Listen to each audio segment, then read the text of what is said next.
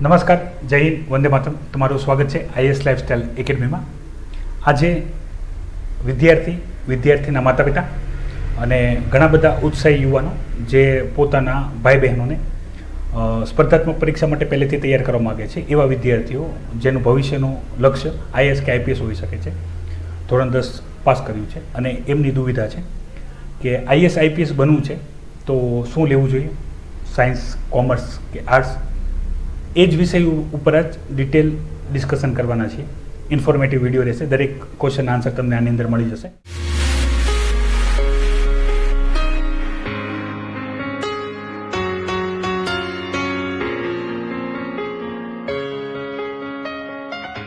ખાસ પહેલેથી એક સૂચના આપી દઉં, આ માહિતી ખાલી એ વિદ્યાર્થીઓ માટે છે જે ભવિષ્યમાં આઈએસ આઈપીએસ બનવા માગે છે, સ્પર્ધાત્મક પરીક્ષા આપીને ગવર્મેન્ટ જોબ મેળવવા માગે છે. આ માહિતી ખાલી એ વિદ્યાર્થીઓ માટે જ છે. બીજી અહીંયા જે માહિતીની ચર્ચા કરવાનો છું કે આઈએસ અને આઈપીએસ બનવાના નક્કી કરવાના આધારે આપણે સાયન્સ, કોમર્સ કે આર્ટ્સ લેવું જોઈએ નહીં. એ સાચી ચોઈસ ના થાય. કારણ છે આઈએસ આઈપીએસ જે સ્પર્ધાત્મક પરીક્ષા દ્વારા લેવાય છે એ ઘણી ટફ હોય છે, જેમાં પાસ થવું ઘણું મુશ્કેલ હોય છે. અશક્ય નથી પણ મુશ્કેલ હોય છે. તો એ સ્થિતિમાં જો આપણે પાસ ના થઈએ તો આપણે જે સ્ટ્રીમ લીધી હોય એ આપણને હેલ્પફુલ થાય, આપણને જોબ દેવડાવવા માટે, બીજી કોઈ અન્ય કામ કરવા માટે. તો આઈએસ આઈપીએસના આધારે જ તે ખાલી સાયન્સ, કોમર્સ, આર્ટ્સ લેવું એ ડિસિઝન બરાબર ના થઈ શકે.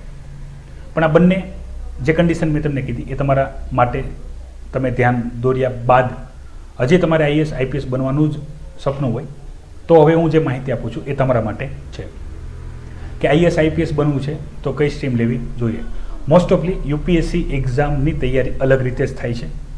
એ કોઈ પણ એક સ્ટ્રીમને સાયન્સ, કોમર્સ કે આર્ટ્સ ત્રણેયમાંથી કોઈ એકને વધારે બેનિફિટ થાય એ રીતનો એનો કોઈ સિલેબસ છે નહીં. અને અહીંયા પણ હું તમને જે માહિતી આપવાનો છું એ માહિતી ત્યારે જ કામ કરશે કે જ્યારે તમે પ્રોપર રણનીતિ સાથે સાયન્સ, કોમર્સ કે આર્ટ્સ કંઈ લેશો અને એની અંદર તૈયારી કરશો તો જ તમને હેલ્પફુલ થશે, અધરવાઇઝ નહીં. પહેલી શરૂઆત કરી કે આઈએસ આઈપીએસ બનવું છે તો કઈ સ્ટ્રીમ લેવી જોઈએ. સામાન્ય રીતે હું વિદ્યાર્થીઓને જે એડવાઇસ કરું છું એ સ્ટ્રીમ છે આર્ટ્સ, બરાબર. પણ એવું બિલકુલ જરૂર નથી કે આર્ટ્સ લેશો તો આઈએસ આઈપીએસ બની જશો, એવું બિલકુલ જરૂર નથી.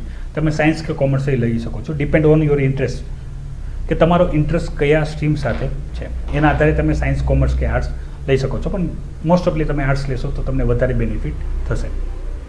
હવે અહીંયા આર્ટ્સથી પહેલી ઇન્ફોર્મેશન જે આપણે સમજવાની છે, ધોરણ 10 બાદ આર્ટ્સ લેશું, આપણે સાયન્સ અને કોમર્સ નહીં લઈ આર્ટ્સ લેશું તો એનો મેઇન બેનિફિટ શું થશે? તો એનો જવાબ છે તૈયારીની અંદર. કે ભાઈ તમે આર્ટ્સ લેશો, 11-12 આર્ટ્સમાં કરશો, કોલેજે તમે આર્ટ્સમાં કરશો તો 10મા ધોરણ બાદ ગ્રેજ્યુએશન આપણે 3 કે 4 વર્ષ ગણીએ અને 11-12 ગણીએ તો તમને એપ્રોક્સિમેટ 5 થી 6 વર્ષ મળશે તૈયારી માટે. અને એની અંદર જો તમને યુપીએસસી તૈયારીની અંદર કઈ રીતે તૈયારી કરવી જોઈએ, સ્કૂલિંગમાં, કોલેજમાં કઈ સ્ટ્રીમ સાથે, એ તમારી પાસે માહિતી છે તો તમે પ્રોપર રણનીતિ બનાવી શકો છો. હવે આ રણનીતિ કઈ રીતની હશે? મેં પહેલાં તમને કીધું એ રીતે કે જો તમે ખાલી આર્ટ્સ સ્ટ્રીમ લઈ લેશો અને એનાથી તમને આઈએસ આઈપીએસની જે યુપીએસસી કે જીપીએસસી એક્ઝામની તૈયારી થઈ જશે તો એ વાત ખોટી છે. તૈયારી નહીં થાય. કોલેજનું જે સ્ટડી છે એ અલગ વસ્તુ છે અને જે સાયન્સ, કોમર્સની અંદર જે પ્રિપરેશન છે અને આર્ટ્સની અંદર જે પ્રિપરેશન છે યુપીએસસી માટે એ અલગ રીતે હોઈ શકે છે. અહીંયા રણનીતિ કઈ રીતે બનાવવાની છે તો મેં તમને વિદ્યાર્થી મિત્રો ઓલરેડી યુપીએસસી એક્ઝામની પ્રિપરેશન કોલેજમાં કઈ રીતે કરવી જોઈએ અને એક્ઝામ પેટર્ન શું છે, સિલેબસ શું છે, એની બધી માહિતી આપી રાખી છે. જે નવા વિદ્યાર્થી આ માહિતી જોઈ રહ્યા છે સાયન્સ, કોમર્સ, આર્ટ્સને લઈને, તો એ વિદ્યાર્થી પહેલાં યુપીએસસી, જીપીએસસી પ્લેલિસ્ટની અંદર જઈને દરેક ઇન્ફોર્મેશન જોવે, જેની અંદર બેઝિક ઇન્ફોર્મેશન આપેલી છે. સાયન્સ, કોમર્સ અને આર્ટ્સના વિદ્યાર્થી કઈ રીતે તૈયારી કરી શકે છે, ધોરણ 10 અને 12માં વિદ્યાર્થી તૈયારી કઈ રીતે કરી શકે છે, જેની અંદર એક્ઝામ પેટર્ન, સિલેબસ અને અન્ય મહત્ત્વની બાબતો જે એની ઇન્ફોર્મેશન આપેલી છે. સ્ટ્રીમ લઈને આપણે કરવાનું છે શું? તો 11-12ની અંદર સૌથી પહેલી જે પ્રિપરેશન હોય છે યુપીએસસીની, તમે એક્ઝામ પેટર્ન જોઈ લીધી હોય, સિલેબસ જોઈ લીધું હોય, પ્રીવિયસ યર ક્વેશ્ચન પેપર જોઈ લીધું હોય અને બીજી બધી માહિતી જે તમે નવા છો, તમને નથી ખબર, તો તમે યુપીએસસી, જીપીએસસી પ્લેલિસ્ટની અંદર જઈને બધી માહિતી જોઈ શકો છો. તો તમારું બેઝિક ક્લિયર થઈ જશે સિલેબસ અને ક્વેશ્ચનને લઈને. તો સૌથી પહેલાં તમારે સ્ટડી મટીરિયલની અંદર શરૂઆત કરી દેવાની છે એનસીઈઆરટીની. 11-12માં તમારે જે ધોરણ 11-12ની મહેનત કરવી જોઈએ એ કરવી જોઈએ. એમાં જે માર્ક્સ લાવવા જોઈએ લાવવા જોઈએ. બરાબર. Total focus UPSC IAS IPS કરીને 11-12ને ખરાબ કરવાનું નથી. એની તમારે જે તૈયારી કરવાની સાથે સાથે તમે પેરેલી તૈયારી કરી શકો છો. એ છે એનસીઆરટીની. એનસીઆરટી વાંચવાની તમારે શરૂ કરી દેવી જોઈએ. તમે આર્ટ્સ લ્યો છો તો તમારે આની સિવાયની કોમર્સ અને સાયન્સની એનસીઆરટી જે વાંચવાની છે એ પણ વાંચી લેવી જોઈએ. એ પણ યાદ રહે એના માટે તમારે નોટ્સ બનાવવાની જરૂર લાગતી હોય તો નોટ્સ બનાવી લેવી. નોટ્સ પણ કઈ રીતે બનાવી એ માહિતી પણ ઓલરેડી હું આપી ચૂક્યો છું, જે તમને કામ લાગશે. નોટ્સ બનાવ્યા બાદ એનસીઆરટીવાળો જે ટોપિક છે તમે 11-12 ધોરણ સુધી કન્ટિન્યુ કરી શકો છો. પૂરી કરવાની ગણતરી હોય તોય પણ ભલે અને અડધી તૈયાર કરો તો પણ ભલે. એનસીઆરટીથી તમારે બેઝિક શરૂઆત કરી દેવાની છે. હવે મેઇન ટર્નિંગ પોઈન્ટ આવશે, જે તમે કોમર્સ ફિલ્ડ લેશો અથવા આર્ટ્સ લેશો અથવા સાયન્સ લેશો, જે લેશો તે એ ડિફરન્સ આવશે અહીંયાથી ગ્રેજ્યુએશનથી. 11-12 તો બધા માટે સેમ જ રહેશે. ગ્રેજ્યુએશનની અંદર તમને સબ્જેક્ટ સિલેક્શનનો ઓપ્શન મળશે. હવે અહીંયા એ સબ્જેક્ટ રહેશે history, geography, political science, sociology. તો આ સબ્જેક્ટ કંઈક એ સબ્જેક્ટ છે જે યુપીએસસીમાં ઓપ્શનલ સબ્જેક્ટમાં કામ કરશે પ્લસ જનરલ સ્ટડીની અંદર કામ કરશે. તો આ સબ્જેક્ટનું સિલેક્શન કરીને એની તૈયારી યાદ રાખજો. કોલેજ લેવલના જે સબ્જેક્ટની તૈયારી હોય છે એ યુપીએસસી લેવલ સુધી હોતા નથી. યાદ રાખો, મેં તમને પહેલાં જ કીધું, ખાલી આર્ટ્સ લઈ લેવાથી આઈએએસ કે આઈપીએસ નહીં બની જવાય, યુપીએસસીની તૈયારી નહીં થઈ જાય. મેં તમને પહેલાં એ કીધું, ખાલી લેવાથી નહીં થઈ જાય, તૈયારી કરવી જોશે. 11-12ની અંદર મેં તમને કીધું એમ એનસીઆરટી તૈયાર કરવી જોશે. કોલેજની અંદર તમે આ જે સબ્જેક્ટ લેશો એ સબ્જેક્ટ યુપીએસસી કઈ રીતે ક્વેશ્ચન પૂછે છે, ક્વેશ્ચન પેટર્ન શું છે, કયો સબ્જેક્ટ ક્યાં પૂછાય છે, ક્યાં રણનીતિથી કામ લઈએ, ઓપ્શનલ સબ્જેક્ટ આમાંથી લેશું આપણે તો એની તૈયારી કઈ રીતે કરવી, યુપીએસસીના ઓપ્શનલ સબ્જેક્ટની તૈયારી કઈ રીતે થશે, એ લેવલની તૈયારી તમે અહીંયાથી જ જો કરી દેશો તો પોસિબલ બનશે. તો એના ચાન્સ છે, બરાબર, એ તમને રિઝલ્ટ આપશે. હવે નેગેટિવ બાબત સમજી લો પહેલાં કે મારા આ માહિતી જોયા બાદ તમે આર્ટ્સ લ્યો છો, 11-12માં મહેનત કરતા નથી, એનસીઆરટી ઉપર કોઈ ફોકસ કરતા નથી, 11-12 નોર્મલી કરો છો. ગ્રેજ્યુએશન પણ તમે જે પણ સબ્જેક્ટ લેવાના છે એ તમને કમ્પલસરી સબ્જેક્ટ સિલેક્શન ત્યાં આવશે એ તમે લઈ લો છો અને કોઈ તૈયારી કરતા નથી તો યાદ રાખજો એ તમને કોઈ બેનિફિટ નહીં આપે. અને એ ચાન્સમાં જો તમારી લાપરવાહી રહી અને તમે યુપીએસસી કે જીપીએસસી કે અન્ય કોઈ પણ સ્પર્ધાત્મક પરીક્ષા પાસ ના કરી શક્યા અને ગવર્મેન્ટ જોબ ના મળી તો તમારા માટે તમારી બાકીની લાઈફની અંદર કામ કરવું મુશ્કેલ થઈ જશે. તો મેં તમને પહેલેથી જ કીધું એ રીતે કે ધોરણ 10 બાદ સાયન્સ લેવું, કોમર્સ લેવું કે આર્ટ્સ લેવું એ ફક્ત આઈએસ કે આઈપીએસ, યુપીએસસી એક્ઝામ કે જીપીએસસી એક્ઝામને પોઈન્ટ ઓફ વ્યૂ સિલેક્શન કરવું એક અઘરો ડિસિઝન છે જે ભવિષ્યમાં આપણને સમજાઈ શકે છે જો આપણે લાપરવાહી રાખીએ છીએ તો, મહેનત નથી કરતા તો. પણ મેં તમને એમ કીધું એ રીતે કે ધોરણ 11-12માં એનસીઆરટી તમે સારી રીતે સ્ટડી કરી લ્યો છો, જરૂર અનુસાર નોટ્સ બનાવી લ્યો છો, રિવિઝન કરી લ્યો છો. કોલેજની અંદર કઈ રીતે તૈયારી કરવી તો એની અંદર તમારા જે ઓપ્શન સબ્જેક્ટ છે, જે તમારો સેમ ઓપ્શન સબ્જેક્ટ તમારા ગ્રેજ્યુએશનનો સબ્જેક્ટ છે એની અંદર એવી રીતે તૈયારી કરો છો કે યુપીએસસીની અંદર એ ઓપ્શનલ સબ્જેક્ટની અંદર તમે 300+ માર્ક્સ સ્કોર કરી શકો છો. તો એ તમને બેનિફિટ આપશે અને તો તમને આર્ટ્સ ફિલ્ડથી તમને વધારે જે બેનિફિટ મળવો જોઈએ એ તમને મળશે, અધરવાઇઝ એ બેનિફિટ તમને મળશે નહીં. આશા રાખું છું અહીંયા જે બધા પોઈન્ટ તમને હું સચોટ રીતે જણાવું છું, કારણ કે તમે અત્યારે ધોરણ 10માં છો, બરાબર, ધોરણ 10માં છો તમે અત્યારે અને હજી તમારે સાયન્સ, કોમર્સ કે આર્ટ્સ સિલેક્શન કરવાનું છે.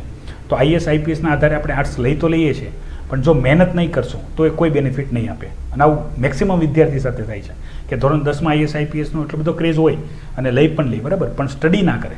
મેન સમસ્યા એ છે કારણ કે લાંબો ગ્રેજ્યુએશન બાદ આપણે એક્ઝામ આપી શકીએ છીએ તો ફાઇનલ યરમાં એક્ઝામ આપી શકીએ તો સમય ઘણો લાંબો હોય તો પહેલેથી જ લાપરવાહી કરવાની શરૂઆત કરી દઈએ, બરાબર, તો બેનિફિટ આપતો હોતો નથી. અને પછી આર્ટ્સ ફિલ્ડ તો આપણે ખાલી આઈએસ આઈપીએસ માટે જ લીધું હોય છે પણ પછી એ આપણને વધારે બેનિફિટ આપતું નથી.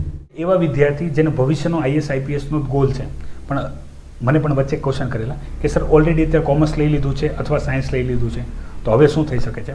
તો એનો એક ઇલાજ એ રીતે પણ થઈ શકે છે કે તમે આફ્ટર 12 તમે આર્ટ્સની ફિલ્ડમાં ગ્રેજ્યુએશન કરી શકો છો. આ પણ બહુ રિસ્કી ડિસિઝન છે. વડીલો સાથે, ટીચરો સાથે મળીને ડિસ્કશન કરવું, બરાબર, આ એક ઓપ્શન છે જે હું જણાવું છું. મને ક્વેશ્ચન પૂછેલો છે એના માટે થઈને કે તમે 12માં ભલે તમે સાયન્સમાં કર્યું હોય, કોમર્સમાં કર્યું હોય, આર્ટ્સમાં કર્યું હોય તો કોઈ ચિંતા નથી, પણ સાયન્સ કોમર્સમાં કરેલું હોય ગ્રેજ્યુએશન, કારણ કે અત્યારે આ માહિતી તો હું ધોરણ 10વાળા વિદ્યાર્થીઓને આપી રહ્યો છું પણ તમે ઓલરેડી 11માં છો અથવા 12માં છો, સાયન્સમાં છો, કોમર્સમાં છો તો શું કરી શકાય?